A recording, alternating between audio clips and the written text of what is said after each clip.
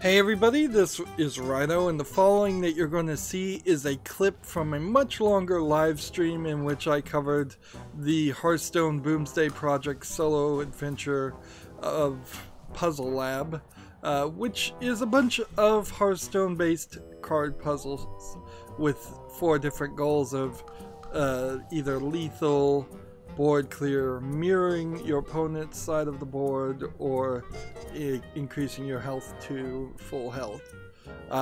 With the exception of the last handful of puzzles in the final tiers, I found most of these puzzles super simple, and because of that, I really don't feel like you're going to be very satisfied if you have to look up the solution, or if you do look up the solution without at least giving it a good 20 minutes to an hour. However, there are some that will undoubtedly confuse quite a few people, and that's what these solutions are for. Now, because this is a clip, it's just going to clip into the solution. You may not understand what I'm saying. I may get cut off, and that is fine. Remember, once you know the solution, you can't unknow the solution. So consider that before you watch too. And finally, I would ask that you like this video and subscribe to my channel. And when you subscribe to my channel, make sure you click the notification bell. Thank you. Here's the clip. Like, I don't think you have to use all of the... Even if they're our friends, they gotta go. We'll need the whole field. Let's see.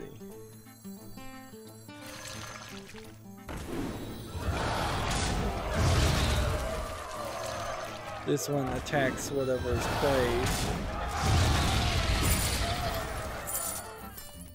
I don't have enough mana. There we go.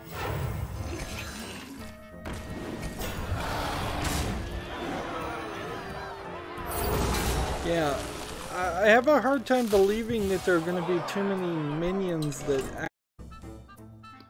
So that was the solution to that puzzle. I'd like to take a moment to just share my general thoughts of the puzzles in general. For the most part, I found like lethal puzzles were the most difficult on average, but it's not really difficult to get up to the 4th tier on any of the puzzles. As you can see, I have now done everything and earned the card back, which is a pretty pathetic reward, but it's probably better to do that than what they did in the Knights of the Frozen Throne expansion, which was where you had to defeat the Lich King with all 9 of the character classes to, I believe, get the Lich King card. I think that's what you got. Maybe you just got a card back for that too. And these puzzles were certainly a lot easier and took less time than that did. Of course, this puzzle element is totally new to Hearthstone, and it's made me really think about how I'd be presenting this in the future. One thing I definitely do, and it's pretty much the most obvious thing, is I would separate the game audio out with the live stream audio on my microphone. That way I can have long live streams where the audio is available, but I can also have footage where it's just the Hearthstone sound effects and music playing, and then it would make these clips look a lot better and make a lot more sense, because undoubtedly, at least in some of these clips, I'll be halfway through a sentence and people won't hear what I'm saying or understand what I'm saying. I felt like the mirror cards puzzles were sort of underused. I kind of would like to look at the numbers, but they don't really show it, so it's very possible that the first tier of Lethal had 7 puzzles and the first tier of Lethal of Mirror had like 5 puzzles, because they don't make that super obvious. The thing this expansion really needs is a submenu, so you can click on one of these groups and then pick a puzzle that you want to go back and play. At the moment, if you want to go back and play anything, you would just have to start from the beginning and cycle through it again, which is frustrating. Certainly, it's just a lack of replayability. There was a super hard 999 damage full Northshire puzzle for the final lethal spell, and then there was a rather hard couple of final tier board clear puzzles that in total I spent probably 15 hours on just those 3 puzzles of 35 hours of streaming.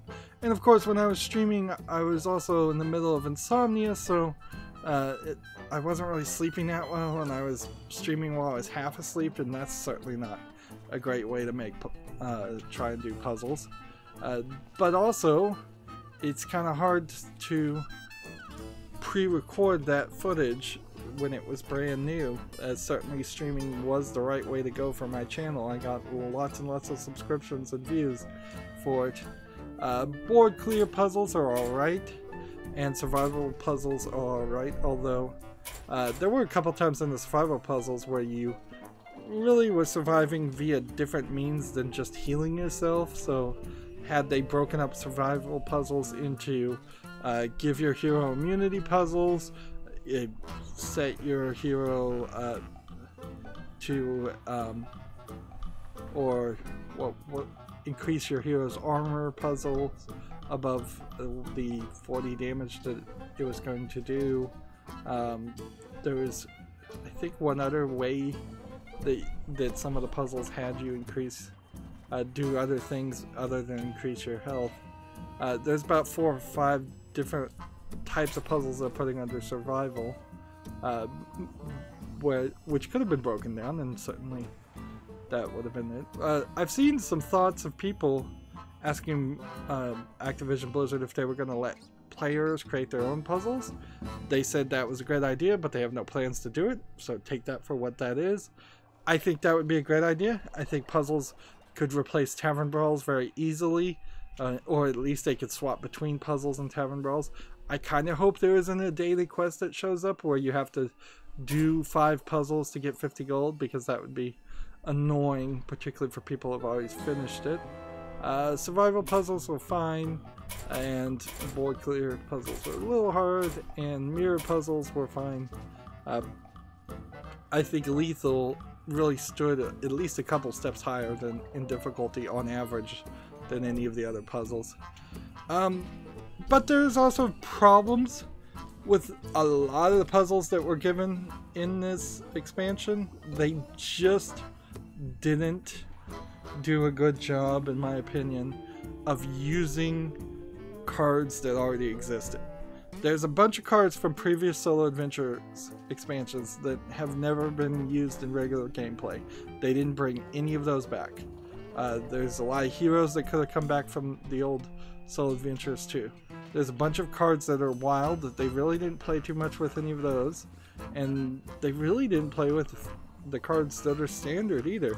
Instead, they introduced some cards that just don't exist in regular gameplay. So even if you solve a puzzle using a card, if the card doesn't exist, you've not learned anything, and that inherently gets to the problem with this puzzle systems. Unless Hearthstone decides to separate itself and redefine itself as this puzzle card game and ranked collectible card game in equal parts, these puzzles don't feel like playing Hearthstone. They don't feel like playing ranked, they don't feel like playing arena, they don't feel like doing a tavern brawl. Maybe some of the tavern brawls might feel a little bit like that. They also didn't feel like they really taught you too much as far as gameplay mechanics that people might be overlooking. Of course, I'm so far into this game, I've been playing it for so long, maybe it does teach some basic things that I'm just overlooking. But yeah, there's definitely some weirdness on the puzzles that they did make and how they made it. It seems like they just kind of had never thought about this, and this was a last second idea to do this expansion. Which is weird, because this expansion came way too early and has really messed up my schedule and overcommitted me to doing a lot more work, editing out so much of the footage down into just short, often less than a minute clips of the successes, whereas Hearthstone in general is the game that I can rely on to not force me to do any editing or any extra work. Well, that's it where I'm gonna wrap up with this ideas. If you want to see the entire live streams, there are 7-part videos on my channel where I live streamed the Boomsday puzzle expansions, but they are very, very rough live streams. I am not going to deny that. There are many times, particularly at the end, where I spend 3 or 4 hours just banging my head against puzzles and don't find the solution, to the point where I actually had to look up the solution for the last 3 myself. These clip videos, I plan to release them every day, and because they're going to cause so much extra work, they're going to eventually, after Halloween, after October, Halloween month, they're going to replace a time slot on my channel. I'm just not going to play a game, or I'll probably play a game, but I'm not going to air that game until later. This entire year has been a year that's been terrible for all YouTubers, and it's sucked a lot of the energy out of the room for YouTubers and creators, me included. One of the major things that did that is them changing and moving the goalpost and kicking me out of the YouTube partner program, so I can't even earn the pennies on ad revenue I used to make. Anyways, that's where I want to wrap up. I end all my episodes the same way. I ask you to like this video, I ask you to share it with your friends, I ask you to comment, I ask you to watch every second of all my videos, because that tells YouTube's algorithm that my videos are worth watching. If you want to friend or follow me, which I would like you to do, there are links down below for Twitter, Facebook, Tumblr, Google+, Steam, and Battle.net. Yep, you can friend me on Battle.net so we could potentially play Hearthstone at some point.